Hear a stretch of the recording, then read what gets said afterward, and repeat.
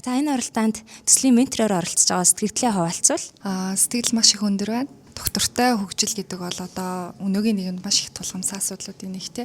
Компаниуд бол өндөр бүтээмжтэй одоо маш их ашиг олно гэхээс илүү доктортой урт хугацаанд sustainable байдал маань одоо ингээд дэлхийд даяар айгүй чухалчлаа.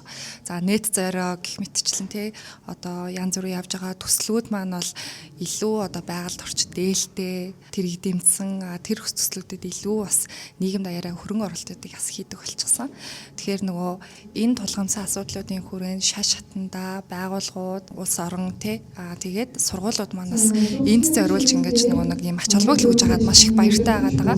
Тэгээд залуучууд маань ч гэсэндээ оюутан залуу байхасаа байгаль дээлтэйгээр яаж байх уу байгаль дээлтэйгээр сонголтоо яаж хийх үү гэдэг дээр бас ингээд чухал ач холбогдлоо болгож өгж байгаад бол маш их баяртай байгаа. За сэтгэл ерөнхийдөө өндөр байна. Ялангуяа одоо ESG буюу bonds томоохон компаниуд болон одоо C-level захирлуудын одоо баг өдөр тутмын ажил үүрэгт ингээд орж эхэлж байгаа учраас одоо цаашдаа бол зөвхөн одоо C-level-с ахуулаад дундчтай менежер хүртэл анхаарах шаардлагатай юм шидэд болж байгаа учраас энэ талаар бас оюутнууд маань сонирхолтой төсөл хөтөлбөр хэрэгжүүлээд шинэ санаачлаг гаргаад энд нь бас оролцож байгаа маш их сэтгэл өндөр байна. За сэтгэл маш өндөр байна. ESG гэдэг энэ чиглэлд бол дэлхийд даяараа л ерөн сүлийн жилүүдэд маш их санаа зовж анхаарч зөвхөн компаниуд гэхгүй хувь хүмүүс бүгд дор бүрний анхаарж байгаа. Тэгээ оюутнууд маань яг энэ чиглэлийн юм тэмцээнд идэвхтэй оролцож байгаад нь яг сонирхдаг сэдвийнхаа хүрээнд ингэж менторорсон байгаа маш их баяртай. Тэгээ манай компани бас дэмжиж оролцож байгаа болохоор дээрээс бас төрлөх сургууль дээр ирсэн болохоор ер нь аль талаас нь маш баяртай байна.